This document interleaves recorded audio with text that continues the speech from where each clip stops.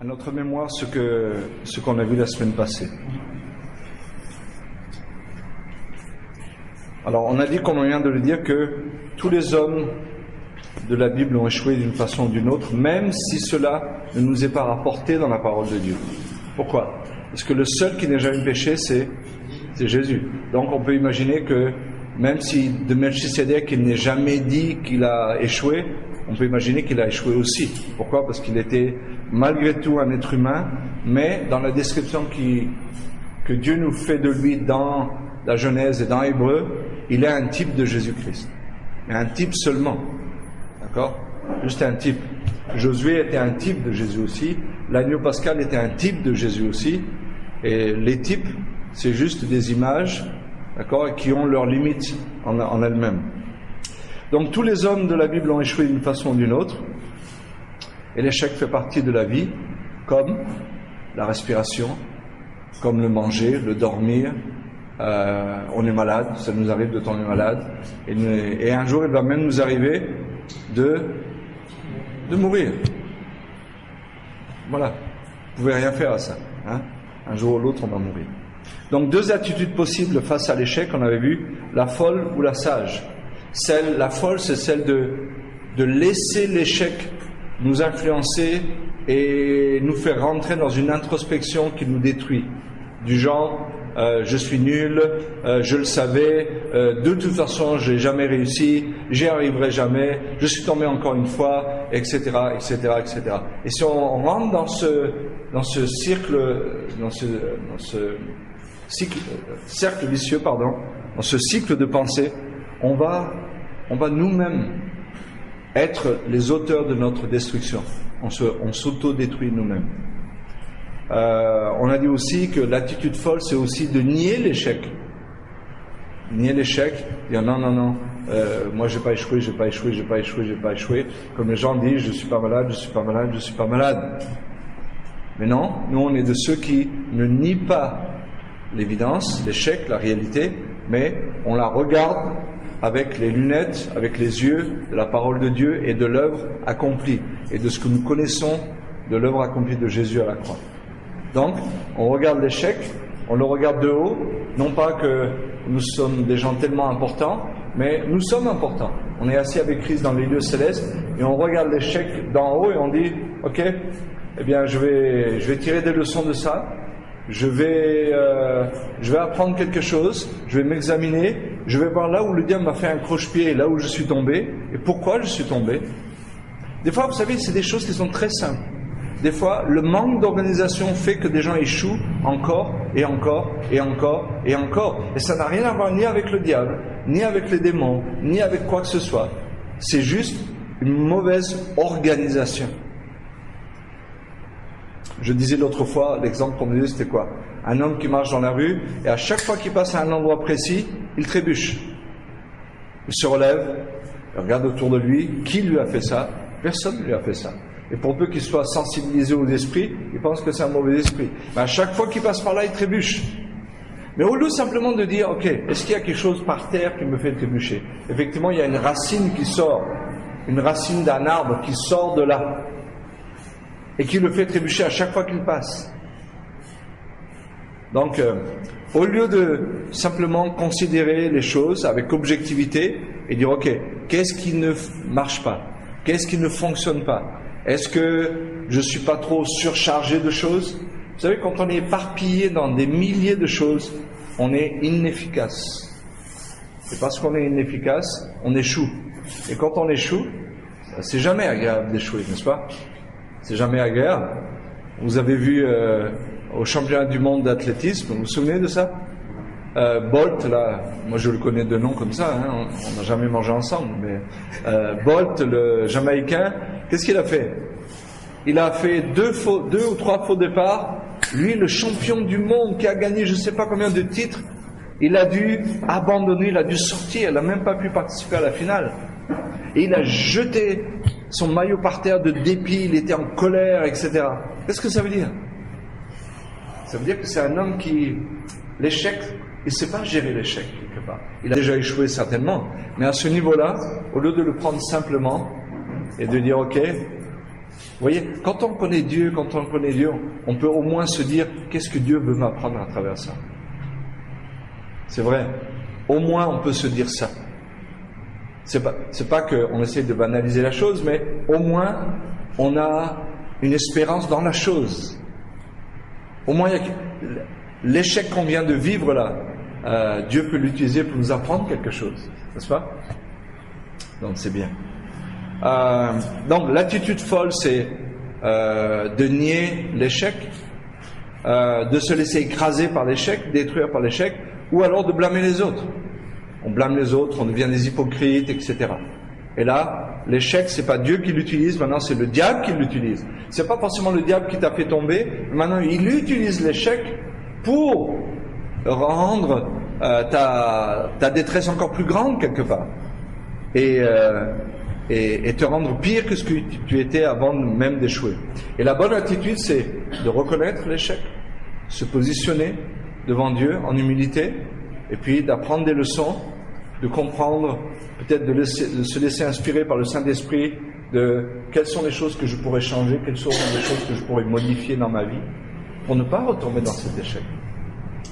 Et je crois, personnellement, puisque le samedi matin on parle de l'administration de l'Église, et dernièrement on a parlé de l'organisme et de l'organisation. Et on a vu que dans chaque organisme vivant, il y a une forme d'organisation. N'est-ce pas? Donc lorsque nous, enfants de Dieu, nous disons que nous avons la vie, dans la vie que Dieu nous a donnée, il doit y avoir de l'organisation. Il doit y avoir. J'espère qu'un jour on aura un temps, on pourra parler un peu de comment gérer son temps, comment organiser les choses. Ça me fera du bien à moi et ça vous fera du bien à vous aussi, je crois. Donc, ce sera peut-être intéressant de faire ça une fois. Et on s'aperçoit que lorsqu'on est organisé, on dirait que c'est pas 24 heures qu'on a, on dirait que c'est 30 heures qu'on a. Tellement on trouve du temps pour des choses. Lorsqu'on est mal organisé, on dirait que c'est pas 24 heures qu'on a, c'est juste 12 heures qu'on a. D'accord? Donc, c'est bien d'organiser sa vie, parce que ça peut être aussi une source d'échec bien plus importante qu'on ne peut l'imaginer. Le manque d'organisation. Tu t'énerves, quand tu t'énerves, tu ne travailles pas correctement, tu t'en veux, tu cries, tu commences à transpirer, et tes pensées pensent mal, et quand tu es devant la chose à faire, tu ne peux pas l'accomplir correctement, et tu échoues. Et quand tu échoues, après, voilà, ça y est, ça recommence, il faut du temps, parfois, pour gérer l'échec. Et là, on parle de petites choses. Là, on n'a pas parlé de grands échecs.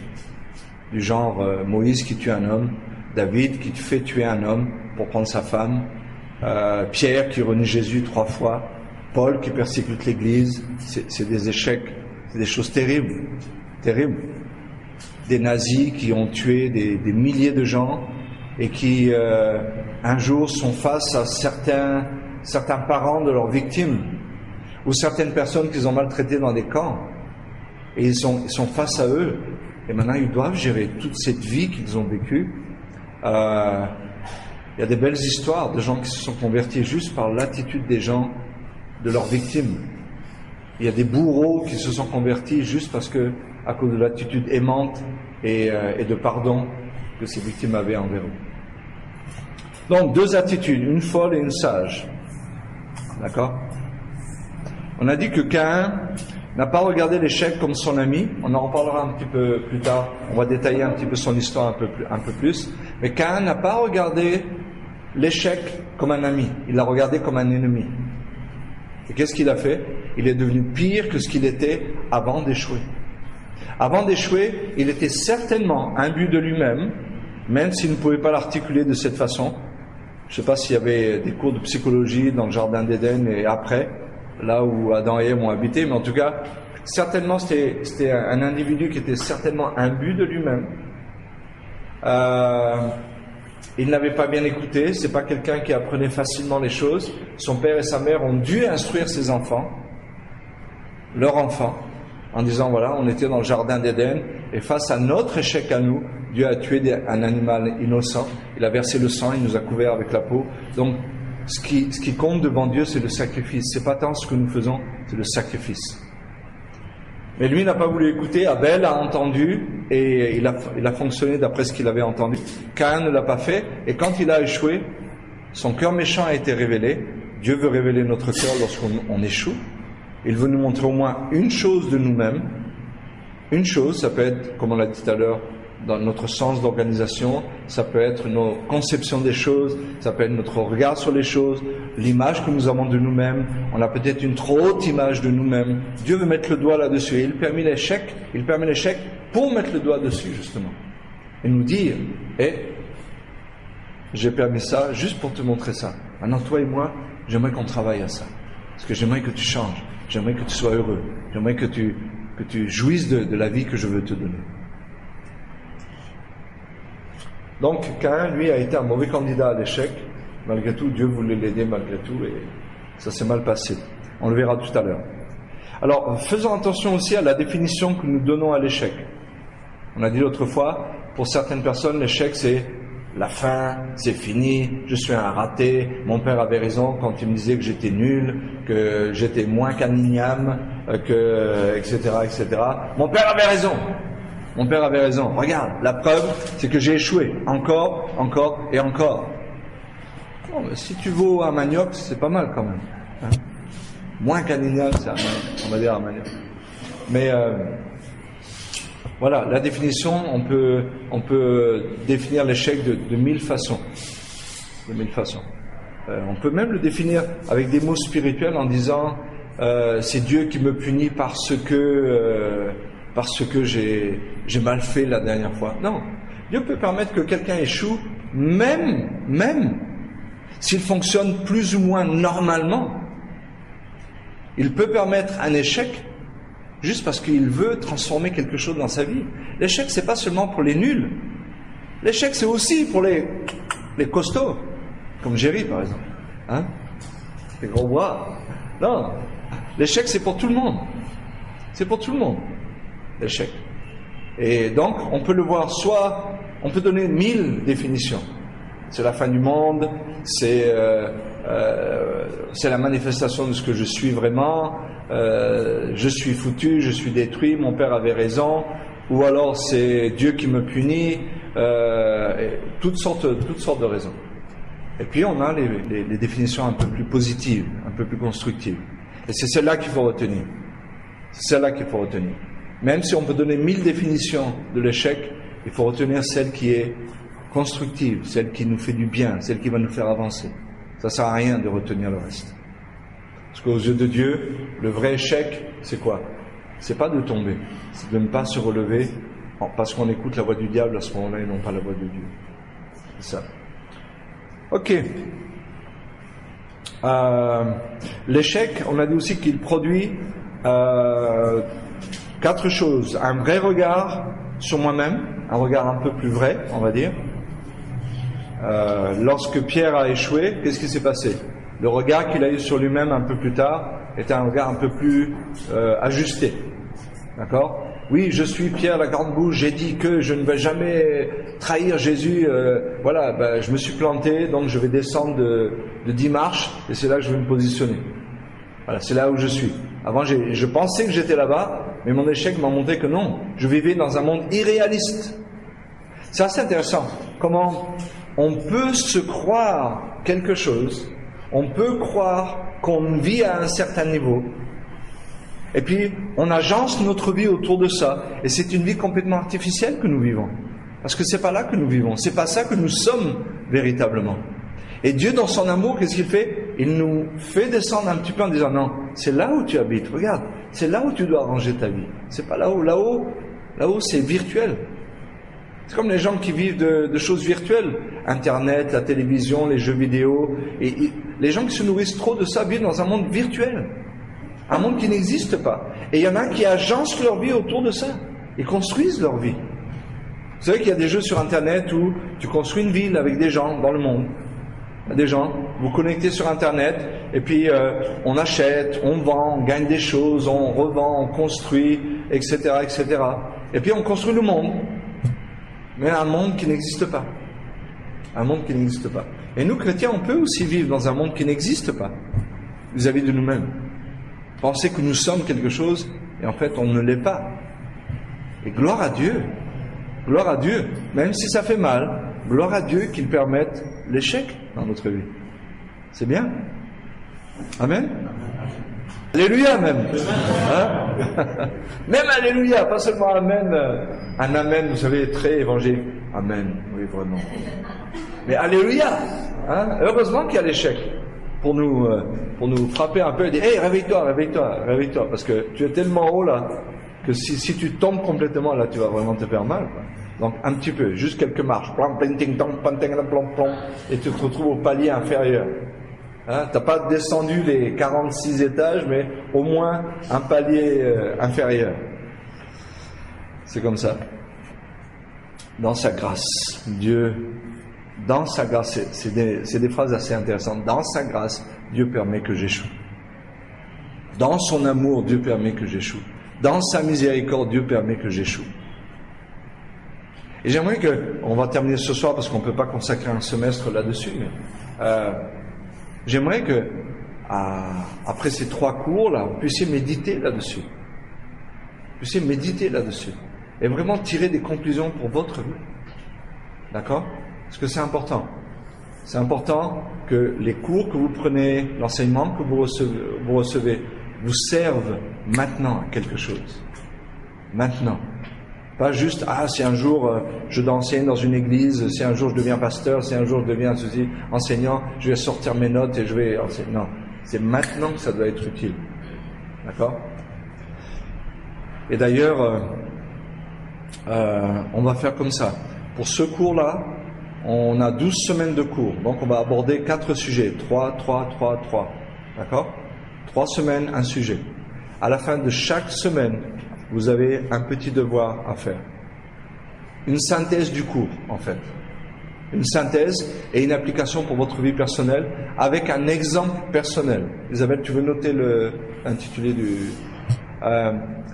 une page, une synthèse du cours. Donc, ne reprenez pas toutes vos notes, mais faites une synthèse.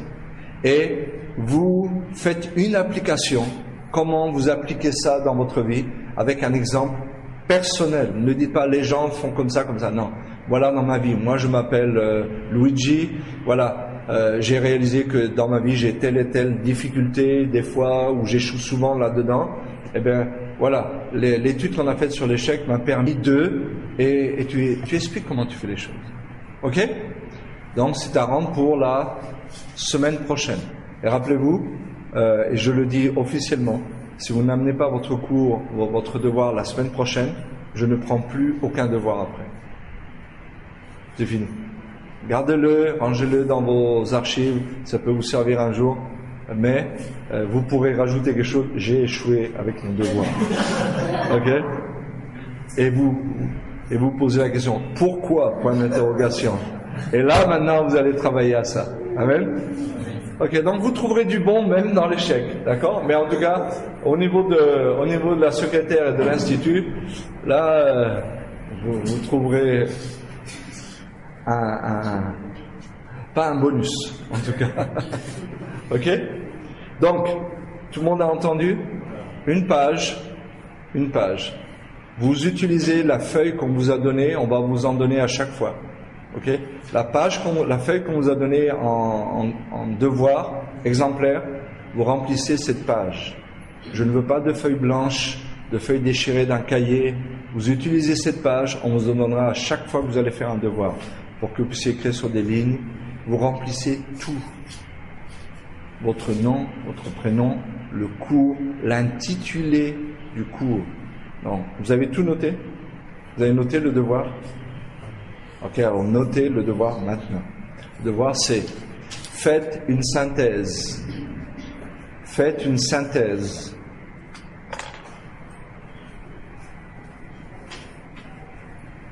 Des 3 cours sur l'échec. D'accord? Une synthèse qui va prendre les 2 tiers de la page.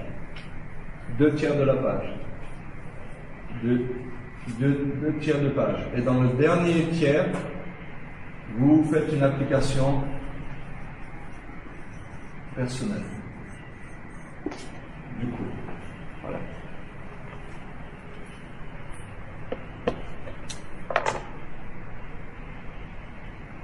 Ça va rester au tableau. Donc si vous n'avez pas bien marqué, on le regardera après. Donc, l'échec produit quoi? Un vrai regard sur moi-même, un regard ajusté sur moi-même, une recherche de Dieu et de sa force, et de sa capacité, de sa sagesse, de son intelligence, une dépendance sur Dieu, on devient de plus en plus dépendant de Dieu, et une libération par rapport à ma suffisance et aux standards humains. On avait parlé de ça la dernière fois. On avait donné quelques exemples d'échecs qui sont simples, mais qui peuvent être parlants. Le footballeur qu'on voit à la télé, mercredi soir, après la réunion de prière, je rentrais chez moi et j'ai vu des gens qui regardaient la télé. C'était quoi comme match? Je même pas. Quelqu'un sait? Non. Bon. Qui a gagné? Bon. En tout cas, donc tu vois un gars qui tire et qui marque. Et là, c'est la grande explosion de joie, le stade se soulève, tout le monde est content, lui, il glisse par terre, il va manger le poteau du corner, avec ses dents, comme ça. Et puis voilà, on le voit, on dit, waouh, ça c'est... Mais ce qu'on ne sait pas, c'est que pour un but marqué, il y a eu des centaines de tirs, peut-être, qui n'ont rien donné, mais absolument rien donné du tout. Il y a des footballeurs qui jouent dans des clubs, ils vont marquer un but dans toute la saison. Il y en a même qui ne marquent jamais. Bon, de par leur position, il y a des footballeurs un gardien risque moins de marquer que celui qui est avançant, bien sûr. Mais ce qu'on veut dire par là, c'est qu'il y a des joueurs, même s'ils sont milieu de terrain ou quoi que ce soit, ils vont pas forcément marquer. Mais c'est des bons joueurs, on les garde quand même. Donc le jour où ils marquent, c'est quelque chose pour eux, n'est-ce pas? Mais à l'entraînement, peut-être ils ont marqué, ou ils ont tiré à côté je ne sais pas combien de fois. Dans la réalité, ils ont tiré à côté je ne sais pas combien de fois. Mais voilà, une fois, et ils sont comme ça. Donc pour un but, il y a des centaines d'échecs, on va dire, petits échecs. Regardez quelque chose, une émission sur le corps. Et dans cette émission, il disait que à chaque fois que tu marches, il y a des mini-fractures qui s'opèrent dans tous tes os. Comme des petits éclats, des petites fissures, des petites fractures. Toi, tu ne le sais pas, tu ne le sens pas, ton os se casse pas en deux, mais il y a des mini-fractures, des mini-choses. Et vous savez ce que ça produit? Ça renforce la solidité de l'os. Et vous le savez très bien, lorsqu'il y a une fracture quelque part et que l'os se ressoude après opération, et après un temps de rétablissement, etc. Là où l'os s'est ressoudé, il est plus solide que n'importe quelle autre partie de l'os. Donc, l'échec, c'est quoi?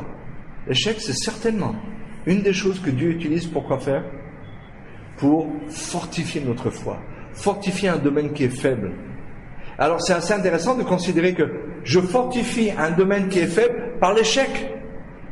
Bien sûr, c'est pas directement comme ça. On ne va pas dire, un peu dans la logique de ce que Paul dit dans Romains chapitre 5, à la fin du chapitre verset 20, je crois, lorsqu'il dit, là où le péché a abondé, la grâce a surabondé. Et après au verset 1 de Romains 6, qu'est-ce qu'il dit? Il dit, alors, allons-nous pécher davantage pour que la grâce surabonde? Non, loin de là. Non, tu n'as pas besoin de te forcer, tu vas pécher. Tu n'as pas besoin de faire un effort, tu vas pécher. D'accord? Tu n'as pas besoin de faire un effort pour échouer, tu vas échouer. Laisse à Dieu la liberté et la souveraineté de déterminer qu'est-ce qu'il peut permettre dans ta vie et qu'est-ce qu'il ne veut pas permettre. D'accord? C'est pas à nous de déterminer ces choses-là. Mais c'est intéressant de dire que on se fortifie à travers l'échec vécu de façon spirituelle et biblique. On se fortifie à travers l'échec. Mais si on n'apprend pas de l'échec, j'ai dit quelque chose aujourd'hui à un frère. J'ai dit, tu sais, il faut apprendre de nos échecs. Sinon, on est comme le peuple juif qui a tourné 40 ans dans le désert et qui est mort dans le désert sans rien apprendre de ses échecs. Ils ont vécu des œuvres de Dieu. Dieu a ouvert la mer Rouge, Dieu a fendu le rocher, Dieu a fait tomber la manne du ciel. Ils ont voulu de la viande, Dieu a fait tomber sur 1 mètre de haut pratiquement de la viande tout autour du camp. Ils en ont tellement mangé que ça leur sortait par tous les trous. Ils étaient même dégoûtés à ce point-là. Ils ont vu des choses, ils ont vu la nuée les conduire pendant 40 ans dans le désert. Ils ont vu les Égyptiens mourir tous dans la mer. Ils ont tout vu. Moïse descend avec les tables de la loi, il voyait des tonnerres, des trompettes. Parce que s'il n'y avait eu que le tonnerre, ils auraient pu dire, oh, c'est un orage de montagne. Un orage de montagne, ça existe. Quand tu as les nuages qui bloquent contre la montagne, et là ça crée des choses. Mais la Bible dit qu'il y avait aussi un son de trompette, de la fumée. Donc c'était Dieu. Ils ont vu des choses extraordinaires. Et pourtant, ils sont tous morts dans le désert parce qu'ils n'ont rien appris de leur échec. Absolument rien. Dieu leur dit, on va aller dans le pays promis. Ils envoient les espions reviennent, les 10 négatifs infectent tout le monde. Et les gens disent, non, nous n'irons pas. Et Moïse dit, ok, puisque vous ne voulez pas y aller, alors autant de jours que vous avez passé là-bas, 40 jours, autant de jours les espions ont passé là-bas, autant d'années vous allez passer dans le désert. Et ils disent, non, maintenant on va y aller. Et Moïse leur a dit, non, c'est trop tard. Trop tard. On va dans le désert. Allez, on retourne dans le désert. 40 ans dans le désert. Qu'est-ce qu'ils ont appris? Rien. Absolument rien. Rien. Ils n'ont rien appris. Ok. Donc le footballeur, on a parlé de Jean-Marc, on a parlé d'autres gens aussi, comme je sais, c'est des trucs complètement naturels, mais c'est bien aussi, ça nous enseigne. Il y a des gens qui sont plus persévérants que nous, malgré le fait qu'ils échouent. On avait dit que Walt Disney a frappé à combien de portes avant de trouver une banque qui puisse financer son premier dessin animé? 300 portes, 300 banques. À son époque, je sais pas si dans sa ville il y avait 300 banques, mais il a dû faire peut-être une ville, une autre ville, un autre état. Je sais pas comment il a dû faire, mais bonjour, voilà, je veux faire un petit truc, c'est des dessins, après on fait comme ça, puis ça fait avec de joli. Avant, combien il te faut pour ça? Il me faut 10 millions. 10 millions pour faire des dessins. Allez, dégage. 10 millions pour faire des... Allez. Va jouer avec les petits là-bas, à la maternelle. Allez. 300 portes, 300 banques pour trouver un gars aussi fou que lui qui dise, ouais, moi j'aime les enfants, j'aime ça aussi, et moi je vais financer ton dessin animé. 300 portes. Le gars aurait pu se décourager depuis longtemps. 300 portes, ça veut dire quoi? Imaginons qu'il frappe à une porte par semaine. Bon, on va dire, non, le gars était un peu plus sérieux. Et il a 3 rendez-vous par semaine. Ça lui fait 100 semaines. Ça lui fait 2 ans. 2 ans. Bonjour. Au début, bonjour, je m'appelle Walt Disney. Je vais devenir l'homme le plus célèbre du monde concernant les dessins animés. Vous ne voulez pas financer ma carrière? Puis après, il dit, bonjour, je m'appelle Disney. Et peut-être justement, c'est quand il est arrivé au bout de lui-même. Peut-être qu'il était présomptueux, peut-être qu'il était orgueilleux, peut-être qu'il pensait qu'il connaissait mieux que tout le monde. Et peut-être qu'il a appris beaucoup de choses à travers ses échecs. Et la dernière fois, quand il s'est présenté exactement comme il fallait se présenter. Et puis, voilà, la porte s'est ouverte. Donc, persévérons. L'échec, c'est pas la fin du monde. On a dit l'échec, c'est le commencement de quelque chose. C'est pas la fin de quelque chose. C'est le commencement de quelque chose. Nous, êtres humains, on le regarde comme la finalité de quelque chose. Mais en fait, on devrait comprendre que c'est le commencement de quelque chose. Et c'est important d'avoir ce type de pensée, que l'échec n'est pas une fin, mais c'est le commencement de quelque chose. J'ai échoué, waouh, j'ai échoué, j'ai appris quelque chose, maintenant je vais commencer une nouvelle vie, maintenant je vais commencer une nouvelle carrière, maintenant je vais commencer quelque chose d'autre. Et c'est merveilleux. Ok, on a dit d'autres choses, mais on va pas trop s'attarder là-dessus. Ok. Ce qui nous attire vers Dieu, maintenant c'est le cours de ce soir, ce qui nous attire vers Dieu, c'est la reconnaissance de notre perdition et de notre insuffisance. Ce qui nous attire vers Dieu, c'est la reconnaissance de notre perdition et de notre insuffisance. Pourquoi on se donne à Jésus? Vous savez pourquoi on se donne à Jésus? Pourquoi vous avez reçu Jésus? Pourquoi avez-vous donné votre vie à Jésus? C'est simple. C'est parce que on ne peut pas se sauver soi-même, mais on a quelqu'un qui, lui, peut pourvoir à notre manquement, à notre insuffisance. Il s'appelle Jésus. Et il a donné sa vie pour nous et il a tout fait pour nous. Donc, c'est notre insuffisance et notre état de perdition qui nous attire vers Dieu. Et c'est la même chose encore aujourd'hui.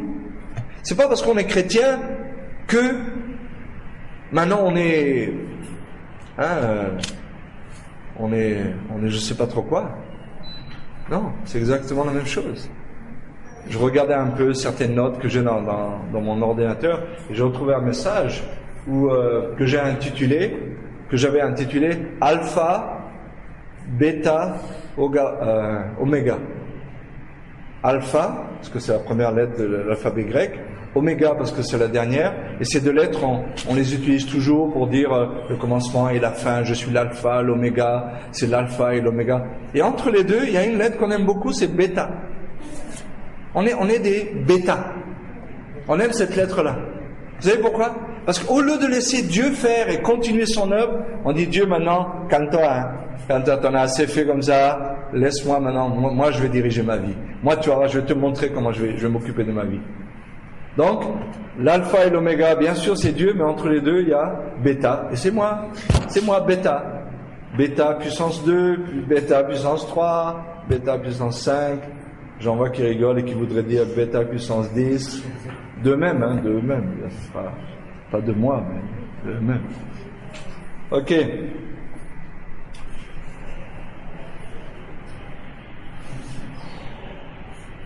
Et donc, on est venu à Jésus parce qu'on a découvert qu'on avait une déficience quelque part, n'est-ce pas? Et on s'est adressé à celui, et le seul d'ailleurs, qui pouvait vraiment combler ce vide en nous. Parce que seul l'infini peut satisfaire l'infini. Seul Dieu peut satisfaire Dieu. Donc, maintenant que nous sommes chrétiens, qu'est-ce qui se passe? Notre échec est utilisé par Dieu pour nous faire découvrir là où je pensais ne pas être perdu, là où je pensais ne pas être insuffisant. Vous savez, lorsqu'on se donne à Jésus, ok, Dieu fait des choses dans nos vies, en général, voilà comment ça se passe. Il y a des choses qu'on ne fait plus. On arrête de fumer, on arrête de boire. Si on faisait des choses sales, on arrête de faire ces choses-là. On coupe même les ponts avec certains amis qui sont des mauvaises influences pour nous. Ah Pierre, on est content, hein? Voilà. Alléluia, je fume plus, gloire à Dieu. Je fume plus. Alléluia, je bois plus. Alléluia, je fais plus ça. Alléluia, je fais plus ceci et cela. Et Dieu dit, c'est bien, hein, c'est bien, mais si vous avez tout ce qui reste encore, et que tu ne sais pas, et que tu penses que c'est pas là, et pourtant moi je te dis que c'est là. Mais comment c'est possible que ça, moi je suis tout petit comme ça? Ben, t'as une grande capacité, t'as vraiment une grande capacité. Et il y a beaucoup de choses en toi que je veux encore changer. Rappelez-vous, lorsqu'on se convertit, lorsqu'on donne notre vie à Jésus, on utilise le mot se convertir, n'est-ce pas? Mais qu'est-ce qu'on convertit à ce moment-là? Pratiquement parlant, on convertit notre état de perdition en état de salut. On convertit on est ennemi de Dieu et on devient maintenant enfant de Dieu. On synthétise comme ça. Mais il y a plein de choses qui doivent être converties en nous. Plein de choses. Vous avez remarqué, pour vous qui êtes mariés, que lorsque vous vous convertissez, vous venez à Dieu, tout à coup votre conception même du mariage doit être convertie. Doit se convertir. La façon d'éduquer les enfants doit être convertie aussi. Ma façon de parler doit être convertie aussi. Ma façon de regarder les autres doit être convertie aussi. Il y a des milliers de conversions qui doivent se passer après coup.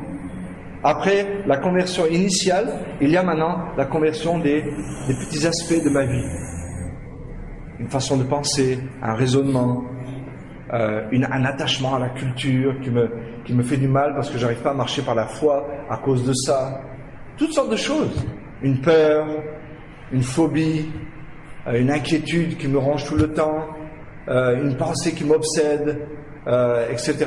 Le passé qui me fait du mal. Toutes ces choses-là ont besoin d'être converties. Et donc, qu'est-ce que Dieu fait? À un moment donné, ça fait maintenant 5 ans que je suis chrétien, je pense que, waouh, j'ai tout fait. Voilà, j'ai tout fait, j'ai tout donné à Dieu, j'ai tout laissé, c'est fini comme ça. Et tout à coup, vous savez, le projecteur, dans la nuit noire, au projecteur. Dans la nuit noire, on voit rien, en général. Tu as le projecteur qui vient, et qui fait, regarde ici, regarde. Tac! Et tu vois un vieux crapaud cornu, tout ça, et tu dis, ah! Ça, c'est en moi, ça! Oui, ça, c'est en toi! Bon. Il n'y a pas de crapaud. Hein. J'ai dit ce qui me vient. Le Saint-Esprit m'a inspiré de dire un crapaud. Non. Voilà, j'ai dit un crapaud pour dire n'importe quoi. On pourrait dire une poubelle, on pourrait dire une vieille chaussure trouée, on pourrait dire je sais pas moi, une casserole de VI qui est restée longtemps et qui sent mauvais. Je crois que quelqu'un a un téléphone qui sonne. Ah, c'est dehors. Ah, ok. C'est bien. On a un fond musical. On progresse, on fait des progrès dans l'enregistrement, on essaie de mettre un fond musical pour bon, peut-être demande-lui de changer un peu, voir s'il n'y a pas autre chose. Donc c'est ça, on a des tas de conversions qui doivent se passer dans notre vie après notre conversion initiale. Des tas de choses doivent être converties. Alors que les chrétiens, certains chrétiens pensent que, voilà, j'ai donné ma vie à Jésus, je bois plus, je vais plus chez le féticheur, j'ai jeté mes fétiches, j'ai jeté ceci, mes livres magiques, je les ai brûlés, voilà, hop, ping, ping, c'est fini, il n'y a plus rien, c'est fini. C'est fini. Et puis tout à coup, on se retrouve face à nous-mêmes parce que Dieu, des fois, il nous montre avec un projecteur, ou des fois, il met un miroir devant nous comme ça. Et quand on voit la personne, ça nous fait peur. Ça nous fait peur. On dit, Dieu, c'est qui ce gars-là? Dieu dit, devine. Question à 1000 francs. C'est toi? Non, c'est pas moi, c'est toi. Et Dieu dit, voilà, je te l'ai montré pour qu'ensemble on puisse changer. Ou alors j'ai permis l'échec pour que dans l'échec, tu puisses savoir qu'il y a ce domaine dans ta vie qui doit être changé. Et maintenant, on va travailler ensemble et on va travailler à ça. Amen. Alléluia. Voilà. Je deviens un spécialiste de Alléluia. C'est bien. Ok, donc, ce qui nous a attirés à Dieu, c'est notre état de perdition et notre insuffisance. Ce qui nous attire encore vers Dieu est ce que Dieu va utiliser pour nous transformer et pour convertir toutes ces milliers de choses qu'il y a en nous. Des concepts, des idées, des pensées, des regards, des plans, des conceptions, toutes ces choses-là. Eh bien, il va utiliser notamment l'échec. C'est un de ses outils pour faire ça. Il n'utilise pas toujours l'échec, mais parfois il a besoin d'utiliser l'échec parce qu'on est un peu dur dans certains domaines. Et c'est là qu'il nous attend. Lorsque Jésus appelle les gens dans Matthieu 11 au verset 28, qu'est-ce qu'il dit? Venez à moi, vous tous qui êtes fatigués et chargés. Dieu n'appelle pas des gens parfaits.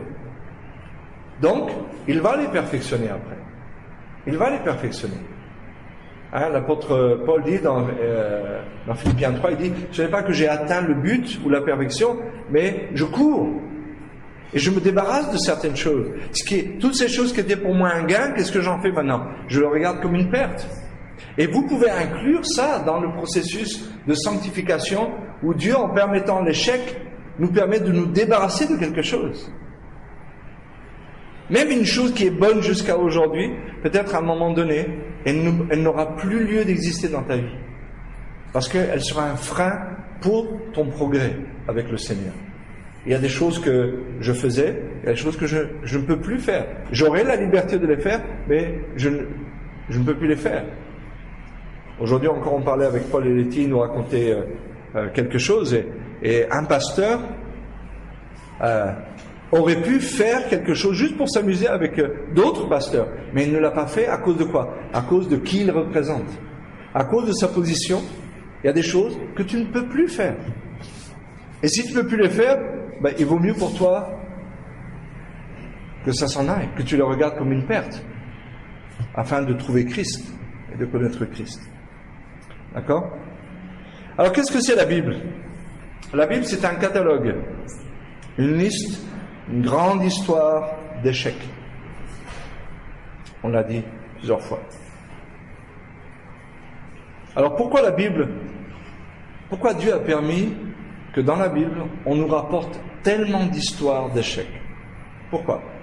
À commencer par les premières pages de la Bible, n'est-ce pas? Première page, peut-être pas première page, deuxième page, troisième chapitre de Genèse, bang! Échec. Et Dieu l'explique bien. Adam et Ève étaient là, le diable était là, ils ont écouté les diables, ils n'ont pas écouté Dieu, ils ne se sont pas attachés à la parole de Dieu, ils ont présumé de leur force, et boum, c'était le gros échec. Et puis, les premiers chapitres de Genèse, c'est des chapitres assez remplis d'échecs. Noé a échoué, Caïn a échoué, Adam et Ève ont échoué, tous les hommes ont échoué. Tous, tour de Babel, bam, échec aussi, Abraham, tout le monde échoue. Pourquoi? Parce que, et vous pouvez noter 4 choses. La Bible nous rapporte les échecs de ces grands hommes de la Bible pour nous donner, premièrement, une image réaliste de la condition humaine. Les humanistes devraient lire la Bible. D'accord? Une image réaliste de la condition humaine, en général.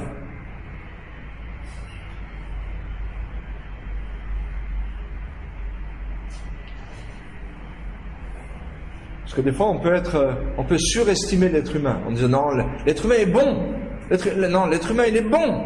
Il est tellement bon. C'est vrai? Oui, c'est juste la société qui est mauvaise. Mais qui constitue la société? Eh ben, l'homme. Donc, si la société est mauvaise, c'est que l'homme est mauvais. C'est aussi simple que ça, n'est-ce pas? Donc, nous donner une image réaliste de la condition humaine. Deuxièmement, permettre en nous une attitude équilibrée vis-à-vis de nous-mêmes. On en a parlé un peu tout à l'heure. Que nous puissions avoir une attitude équilibrée vis-à-vis de nous-mêmes. Et Pasteur Steven, ça avait donné une définition de l'humilité qui était assez intéressante. Il dit, l'humilité, ce n'est pas de regarder trop bas de toi, ce n'est pas de regarder trop haut, c'est de ne pas regarder à toi-même. Point, c'est tout. C'est ça l'humilité. C'est ça. C'est une définition qui est intéressante. Donc, nous donner une attitude équilibrée vis-à-vis de nous-mêmes. Troisièmement, et ça c'est important, et on va peut-être s'arrêter quelques minutes là-dessus, nous donner une connaissance de qui nous sommes en Adam. Connaître l'Adam. Parce que j'ai aussi entendu de Pasteur Steven, peut-être, je ne sais pas si c'est lui qui a donné cette phrase ou il l'a repris lui-même, mais tant que nous ne nous connaissons pas en Adam, il nous est difficile de nous connaître en Christ. Pourquoi? Parce que Christ est venu faire ce que Adam n'a jamais pu faire dans notre vie. Donc, si je ne sais pas les déficiences d'Adam, si je ne connais pas ses limites, si je ne connais pas ses imperfections, si je ne connais pas ses faiblesses, si je ne connais pas tout ce qu'il est négativement et tout ce qu'il n'est pas aussi, alors il me sera difficile de me regarder et de chercher en Christ ce que je ne suis pas en Adam. Donc c'est important. Et je ne sais pas si on va en parler, peut-être dans un autre cours, peu importe, mais nous croyons, et la Bible l'enseigne très clairement, et l'apôtre Paul l'enseigne très clairement aussi, en nous, il n'y a rien de bon. Alors maintenant, quand vous entendez une phrase comme ça, ou quand vous lisez ce genre de verset, vous avez une petite lutte, une petite bagarre dans votre pensée. Soit vous croyez ce que la Bible dit, et vous demandez à Dieu de vous l'expliquer, vous demandez à Dieu de vous le montrer, même si vous ne le comprenez pas, même si il semble qu'intellectuellement, non, c'est pas possible qu'en moi il n'y a rien de bon. Ou alors, je vais continuer de penser que non, il y a quelque chose de bon en moi. Et ce bon-là cache une partie de Christ, cache une partie de toi en Christ, et tu ne peux pas découvrir qui tu es, parce que tu as un aspect naturellement bon de toi, qui cache l'aspect merveilleux et parfait que tu es en Christ. Ça cache. Donc, c'est bien de se découvrir en Adam sans avoir peur de ça. On n'a pas peur d'Adam. Pourquoi? Parce que nous, on est en Christ. Et c'est la nouvelle nature qui domine. Et c'est la nouvelle nature qui peut prendre le dessus et qui peut dire à Adam, ah, mais je te connais. Ah, j'apprends à te connaître pour bien justement te contrôler et te dire, tais-toi. Reste dans ton trou. Reste dans ton cercueil. Et ferme toi-même la porte à clé. Hein, c'est quand on apprend à se connaître en Adam qu'on comprend. Lorsque je pense, est-ce que c'est naturel ou est-ce que c'est spirituel? Et c'est en apprenant à se connaître en Adam qu'on apprend à se connaître en Christ. Et donc la quatrième chose qui découle de là, c'est que Dieu a permis que dans la Bible on nous raconte l'histoire de tous ces grands hommes qui ont échoué pour nous amener à une connaissance de la nature miséricordieuse et gracieuse de Dieu. Parce que Jésus a dit quoi? Ce sont les malades qui ont besoin de docteurs.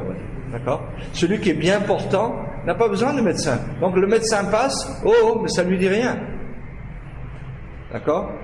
Donc la quatrième chose, avoir une connaissance de la nature miséricordieuse et gracieuse de Dieu. Et toute approche de la vie qui nie l'échec est ridicule et non biblique. Et là maintenant, je vous demande de réfléchir un peu. Qu'est-ce qu'on voit autour de nous? On voit un faux évangile. C'est quoi ce faux évangile? Ce faux évangile est celui-ci. Je te promets une vie sans échec, sans problème, sans maladie, sans difficulté, sans rien. Moi, j'ai reçu de Dieu le pouvoir de te donner ça. Viens, je vais prier pour toi. Viens dans mon église, ça va être comme ça. Viens, je vais intercéder. Viens, je vais prier. Viens ceci, viens cela. Et on laisse l'argent de côté pour l'instant. C'est un faux évangile. Parce que, on l'a dit au tout début, si tu regardes depuis la première page jusqu'à la dernière page de la Bible, c'est une histoire d'hommes faibles avec un Dieu fort. Des hommes faibles qui échouent, tombent, se relèvent. Vous savez que la vie de Jacob, si on doit tracer une ligne de la vie de Jacob, spécialement de Jacob, qui était un patriarche, un homme que Dieu a béni, n'est-ce pas? Il a choisi Jacob et il a haï Ésaü. Et c'est lui qui a eu le droit d'aînesse, et c'est lui qui a eu la bénédiction, et c'est lui sur qui est retombée la responsabilité de continuer la lignée pour que le peuple juif existe. Mais la vie de Jacob n'a pas été comme ça. Elle n'a pas été comme ça. Elle n'a pas été comme ça. Voilà comment elle a été. Elle a été comme ça. Des hauts et des bas, et des hauts et des bas, et des hauts et des bas. Et vous pensez que ça a empêché Dieu d'utiliser Jacob et de faire de lui le patriarche, le dernier, on va dire, patriarche? Vraiment, non, ça ne l'a pas du tout empêché. Ça, c'est... Alors, bien sûr, moi j'aspire, et on devrait tous aspirer, à ce que presque ce soit une ligne droite, mais droite, pas brisée, quoi. Juste des petites ondulations. D'accord? Lui, un jour il adore Dieu, un jour il déprime. Un jour il est là, un jour il ment. Un jour il adore Dieu, l'autre jour il vole. Etc., etc. Donc, mais c'était sa vie. Et les échecs ont certainement travaillé dans sa vie. Jusqu'au moment où dans Genèse, je crois c'est 32, il rencontre Dieu au torrent. Il se bat avec l'ange. Et la Bible dit que maintenant ton nom va être Israël parce que tu as combattu avec les hommes et avec Dieu et tu as prévalu, tu as gagné. Vous imaginez? Dieu qui dit ça d'un homme, tu as combattu avec les hommes et avec Dieu et tu as gagné. Maintenant tu es un prince. Lorsqu'il lui a dit quel est ton nom? Encore une fois, vous savez, c'est ce genre de questions dans la Bible, on se dit mais Dieu, tu sais pas comment il s'appelle? C'est l'ange de l'Éternel, quoi. Tu sais pas comment il s'appelle? Appelle-le. Hé, Jacob! Appelle-le. Dis-lui, Jacob, je te connais. Il lui dit, comment tu t'appelles? Il dit, mon nom est Jacob. voulant dire, voilà qui je suis. Je suis un sale type, un voleur, un menteur, un usurpateur, un tricheur. Et Dieu dit, ok, c'est bon, il faut reconnaître qui tu es avant de devenir ce que je veux que tu sois. Tu dois reconnaître, tu dois accepter. Pas accepter comme non, c'est pas ça. Reconnaître en disant Seigneur, voilà, je sais, ça c'est mon problème, ça c'est ma difficulté, ça c'est ma faiblesse, ça c'est mon échec, ça c'est là où je m'achoppe bien souvent. Et Dieu dit, ok, maintenant que tu sais qui tu es, maintenant que tu reconnais bien qui tu es, parce que tu en as certainement mangé les fruits amers aussi, alors maintenant tu es prêt, et moi je suis prêt aussi. Maintenant je vais te faire gagner, et on va t'appeler Israël, et tu seras prince de Dieu. C'est ça, ton nom va être différent. Donc,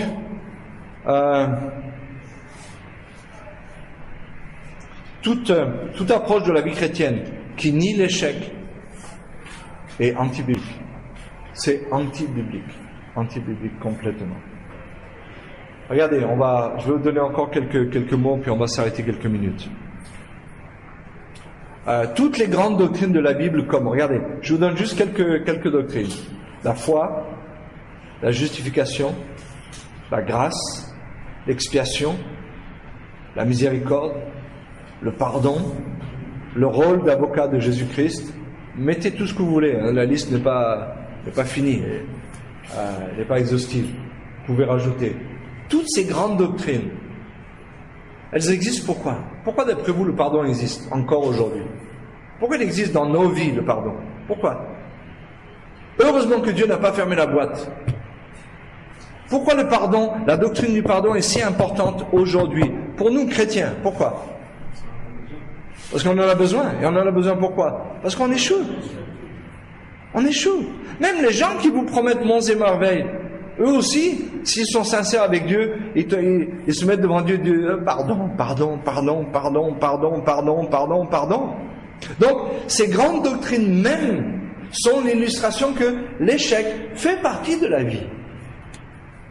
Le rôle d'avocat de Jésus-Christ auprès du Père, etc., etc. Toutes ces choses, la miséricorde, la grâce, la foi, toutes ces doctrines présupposent l'échec humain.